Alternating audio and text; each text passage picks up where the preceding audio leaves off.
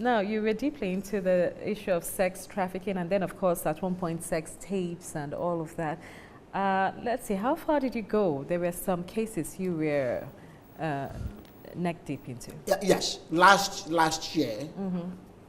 Now, it was actually in 2015 that we suddenly saw a video clips of nude girls being made to swear or pledge to repaying some madams for monies spent and moving them to Dubai. So DPA got involved. We identified who those madams were. We identified who those girls were, and we did a whole lot of things to get the madams arrested. One of them was arrested, and our work resulted in the arrest of 15 people in Nigeria who were working for those madams. They were actually imprisoned by nap tape. Okay. Yes, we gave it the tip because we knew where they were keeping the girls in Lekki. We arranged it from nap tip.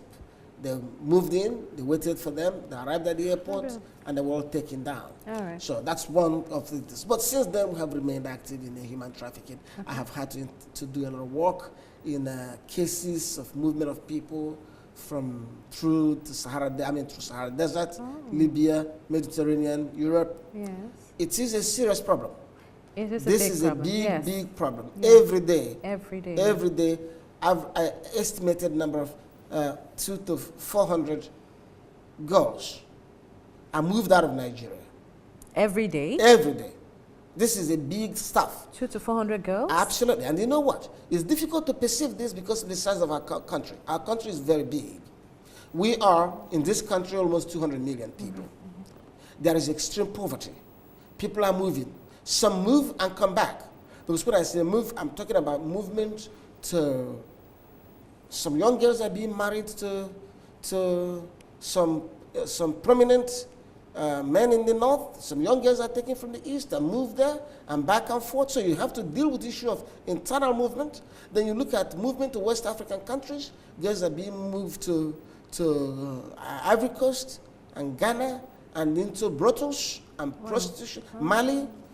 Then you go to Nigeria through Kano by land. So much is going on. So, and then the few ones we see through the airport, because when we say 200 to 400 are moving, it sounds like a big number if you focus at the airport. Those that go through the airport now are minimum. They're very small, really. Because the airport controls, immigration controls tends to slow them down. Yes. But the massive movement is occurring through land. They get into Kano, they move into Niger.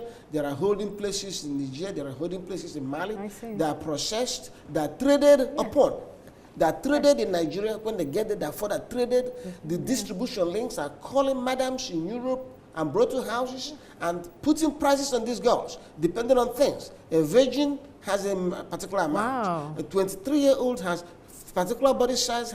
They have prices in the real thing, and the price keeps moving up until when they land in Europe, you see it's huge, up to $100,000, $60,000 to trade a person. Then the ultimate purchaser is the worker. They put them through brothels, and these girls are sex workers fetching money from these madams.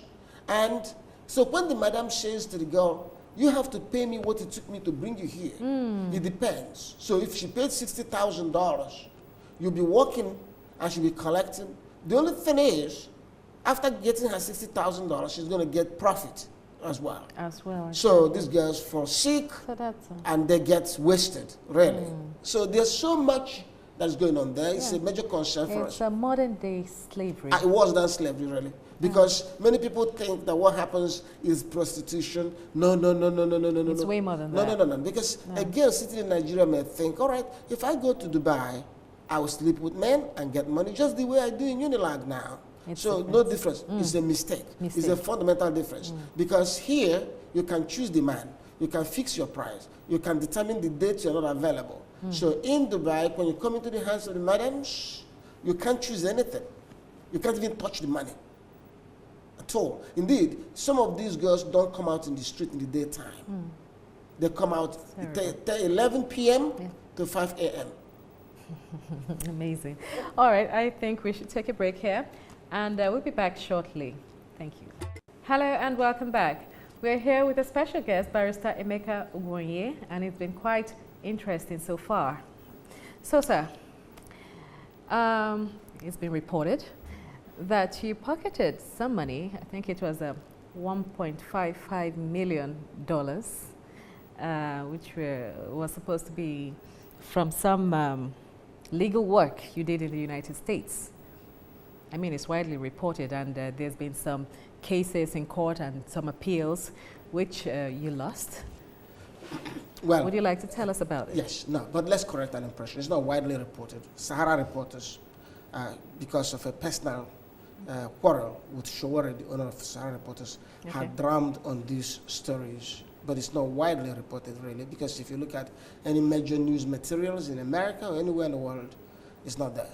It is Sahara reporters, and these are shared from derivatives. People derive from Sahara reporters. So, however, the story is true. There's an incident like that. But I'm just correcting the impression. Okay. Widely reported. No, okay, fine. It's not widely reported in that sense. Corrected. Fine. Yes, my law firm in America was actually one of the biggest law firms owned by an African-born. Okay. We had people working for me in that firm, including the former Assistant Attorney General of the United States, Bruce Fine, who was also sued in all my cases, but is never mentioned. Indeed, in my cases, they sued me, they sued Bruce Fine, they sued Marvin Perlish, Americans. Okay. So, but of course, they never got mentioned because you never really had any news work on my case. What you had is a little gossip peddled by vicious, malicious Sahara reporters, and which was distorted. So what happened was Nigeria, my law firm specialized in representing many countries in the United States. Given my background, Harvard, World Bank, my main work essentially was addressing sovereign issues. So we represent the governments like Ghana, South Africa, Zimbabwe, even Japan, even Russia at some point. So in that context, Nigerian government sought my help. Okay. In 1999, 2000, when Obasanjo had just come to power. I was still leaving the World Bank at that time, and my law firm was the lawyer that represented Absalami Abubakar and Nigerian government against in the case of the Abiolas. And in the course of that work, Nigerian government began to rely on me for so many things. I handled a whole lot of cases for them, including the class action lawsuit in New York, where we saved Nigerian government $50 million in judgment awarded against them. We represented them on so many things. A time came when Nigerian government wanted to dispose of a number of its assets, landed property in Washington. Okay. So they hired our law firm, and our law firm worked for them, and they owed us a whole lot of money. They never paid us because each time it came for payment, they will find excuses for somebody to ask for a cut on our fee. Somebody wanted us to give a portion of what we collected at any point in time. It was a very frustrating experience. I couldn't do it. Besides, I had Americans working with me. Some of those things Nigerians were asking me to do would put everybody in jail, me and my colleagues. So with the FBI. So we would never concede to that. So Nigerian government, they always wanted to take a cut. Unfortunately, when we placed our fees, we did not factor in anything to give anybody. We billed exactly what we earned. So if we gave anybody what we earned, we will suffer terrible losses. So we couldn't do that. So it was a very difficult experience. Ultimately, Nigerian government were owing me $4 million. I was invited to... $4 million, that's what, your fees? My fees, over a 10-year period of work. You see? 10 years? You see, we worked for them for 10 years, and these bills accumulated. So this is in the United States. Some of the things we did will fetch a fee of $5 million. For instance, when we saved Nigerian government $50 million in New York, My fee on that case, signed by Nigerian authorities, was 7.5% of that 50 million. Okay. So you do the math. Okay. So now they owed us a whole lot of money over time. What they were doing is, if you give them a bill of 100,000, they'll give you 20,000. Then you give them a bill of 200,000, they give you another 30,000. So at any point that this built up, then Obasanjo invited me to Nigeria in 2006, December 6th, 2006, a few months before he left office. Right there and then he had a meeting with me. He asked me how much I was owed. I told him. He told me to pursue the case, a particular case, in the case of Solomon Abubakar. I told him, Mr. President, we can't do this because you are owing us at this moment. Then it was, on that case alone, above $1 million. Okay. He said, you got to pay it. Another American law firm working on the same case with us had resigned because they were owing them. Oh, I see. So we remained. Oh. So the president ordered for our fees to be paid. Okay. Immediately. Our fees were not paid to us, but it left the Nigerian government coffers. Somebody yes, somebody took the money. So then Yaradua came to office. We began to all over demand for our money. Things were getting extremely tense. It was difficult for me to maintain the firm. My colleagues in America were getting extremely mad because they said to me, if this was Ghana, you would not allow anybody to owe this much. Mm-hmm, mm-hmm. So why? Because of Nigeria. I had Americans working for me. These people were suffering, really. The firm was suffering. The firm could not pay some of its bills because we were representing the Nigerian government. So, Andoka, the then Attorney General of Yaradua, invited me to London. Okay. I came to London. I'm going to say something very profound, but I've said this before in many places, so I am not afraid of saying it again. So Andoka invited me to London, in a hotel in London. And that was February 2008. Okay. Yaradua came in 2007. So they were in court at the Court of Appeals challenging Yaradua's presidency. Andoka invited me and said to me, we're going to pay you money. Okay. All your money today. But we want you to pass on $2 million to the son of one of the judges hearing the case. This had been said. I said, no, we can't do that. It's not possible to do it through the American system. He said, no, add the son of the lawyer, son of the judge, as one of the lawyers involved in the case you handled from the Nigerian government. I said, but that guy is not licensed to practice in that particular court. And besides, the case was already over. So he said to me, your friend, Andoka told me that Yaradua did not win the election, that Buhari won the election. Wow. And they were going to lose in court. So that they got to impress the judges. I turned down Andoka's offer. My fee wasn't paid. This was 2008. So at the same time, the Embassy of Nigeria had signed a retainer with us in which they agreed that, by the way, of all the properties we handled for the Embassy of Nigeria, we realized $33 million. Every money passed through us and ended up in their hands. Okay. But when they were owing us, there was $1.5 million that was left unresolved. So, and they signed that could be used to pay as a lien to pay all outstanding fees. Now, what the embassy would say they didn't understand was that they didn't understand that all outstanding fees means all fees owed by Nigerian government, not just the embassy. Because we saw the embassy of the Nigerian government. So the money came, the 1.5 million came December 2007. Okay. So we held it while we waited to see if they would pay our fee. Okay. They did not pay our fee. When they did not pay our fee, we applied the 1.5 million. December 2007. So everything was all right. June 2008, a new ambassador came. Okay. Some dynamics. And somebody came to us and said we should give them 1/3 of that money. Wow. That because their colleagues in Abuja do not believe that they did not get something. They said if they don't believe that we signed off without something, they're blaming us for not sharing it. So give us something. I said, I'll give you a letter to tell them that I didn't give you anything. They said it's not going to work. So they started all kind of things. They went to the bar against me in Washington. They lost. Then they wanted to start a civil suit, and I was to defend the civil suit. So I came to Nigeria to meet the Attorney General of Nigeria to warn him of the implications of me standing against the Nigerian government in American court. After 10 years of doing the opposite, standing in American courts, defend the Nigerian government against the anger of many American judges, I said it's going to be devastating because I'm going to testify and speak about the corruption and the effort. I wanted to advise the Attorney General of Nigeria. So when I was coming to Nigeria, but of course I informed the American court why I was traveling to Nigeria. Okay. The then ambassador wrote to Farida Waziri and said, the lawyer is coming to Nigeria, detain him to help our case. So seriously? That was how I have that email through which... You have the email? I have the email, I can send it to you. The Attorney General, the ambassador instructed Farida Waziri of the EFCC to arrest and detain me.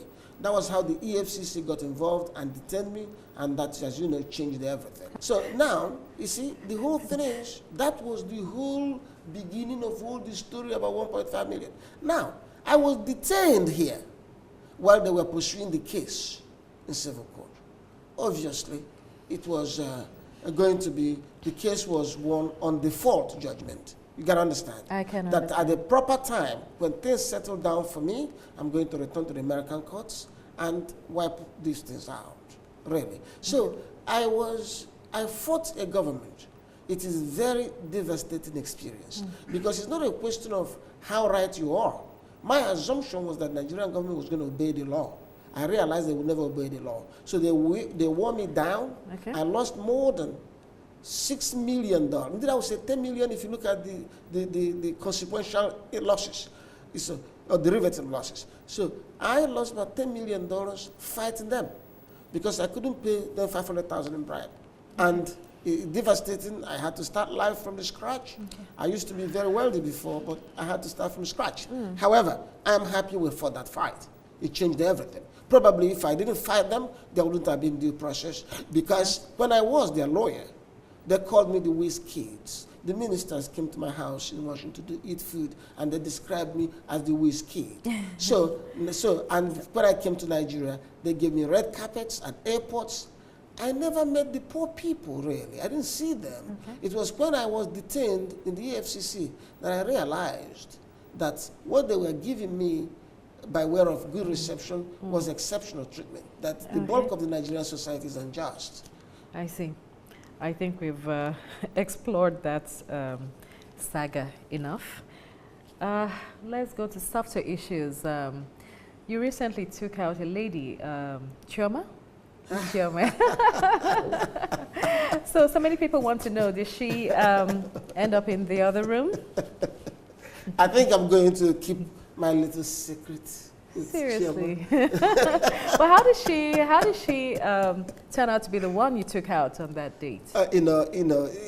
Sometimes I do crazy things. Really, no plan to things. No, it's spontaneous. Okay. And sometimes I just want to excite controversy. And then irritate those men who fight me over domestic violence. I just want, because they began to tell the stories of, Emeka is fighting for domestic violence because he wants to cause divorces, and when he causes divorces, he's going to snatch your wives. Some people went about saying this. Yes. Say, men, be careful. He's going to snatch your wives. So I said, okay, let me show them that I wouldn't have to snatch anybody's wife. So I was invited to Silverbed's event, and I'm not married, I'm single. I love someone, but she's not with me. So I decided to, announce that I'm going to this place and I need any woman to volunteer to accompany me. I wanted to go with a woman who volunteered. I thought it was a joke, but 49 women applied. What I mean applied, they showed serious interest. There are those who make jokes. I consider it serious if you send a message, provide your phone number and say you're interested. Wow. Then we take you as interested. Then we can get back to you. So those who just made general things, we didn't. So 49 people came. We looked at the whole thing. We interviewed them.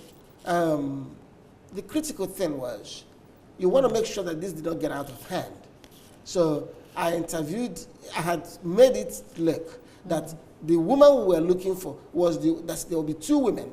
One will go home with me, but one will stay back in the hotel. That's why I asked if she ended up in the other room, you know. But you see, I wanted to spring a surprise on my members. Indeed, the first woman who was to go home with me is actually my 16-year-old daughter.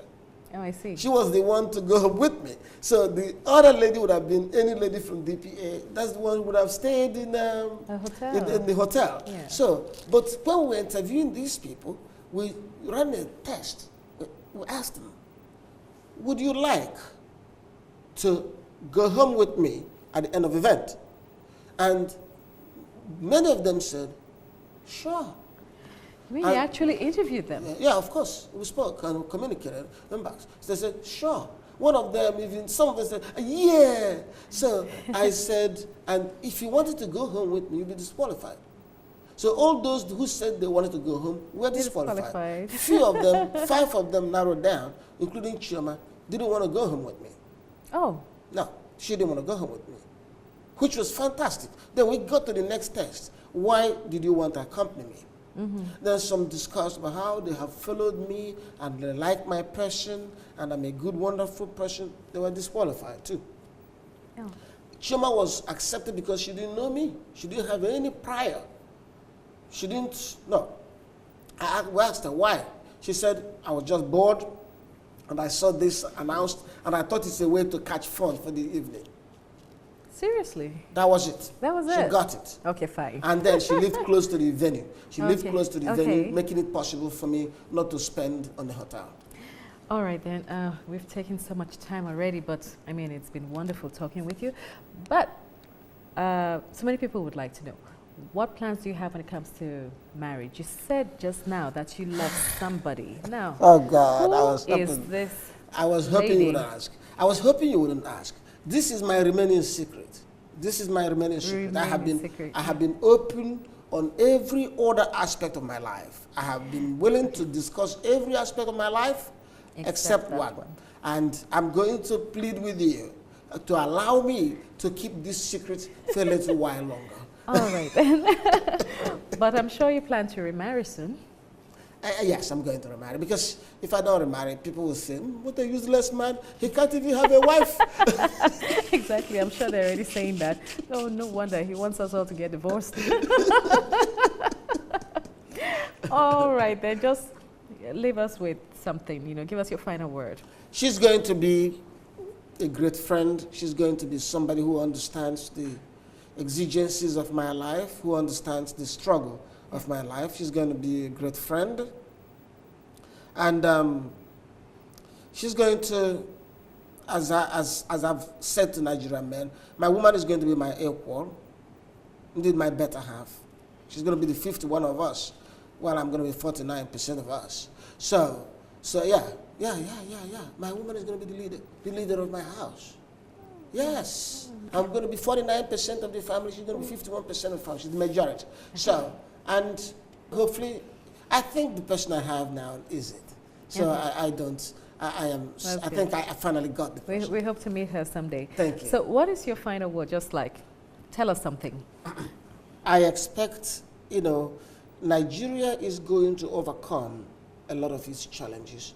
Not because Nigerian leaders are doing the right things, but because the world is moving in a direction such that Nigeria cannot be left behind. Yeah. So I see the pains Nigerians suffer today. I see the extraordinary difficulties. But when I look in the other direction, I see great opportunities. This afternoon I was coming to the studio and we were driving through the market. I saw a lot of fresh fruits, a lot of food, a lot of processed food. I get excited. I said, oh my God, if we had leadership, we can do something about this. Yeah. So we're going to do something about them. And I don't know what role I'm going to play in it. Maybe I'm going to go into politics. Maybe I'm going to stay in business. When people ask me, I say, all options are on the table. So, and thank you very much for this occasion. Thank you so much. It's been wonderful having you on board. So I'm sure we're going to do this again sometime. Certainly. Okay. I'm delighted. Thank you so much. So there you have it, the Emeka Ugwuonye in the flesh. And of course, you know so much about him you didn't know before the show started. Join us again for another wonderful episode. Thank you.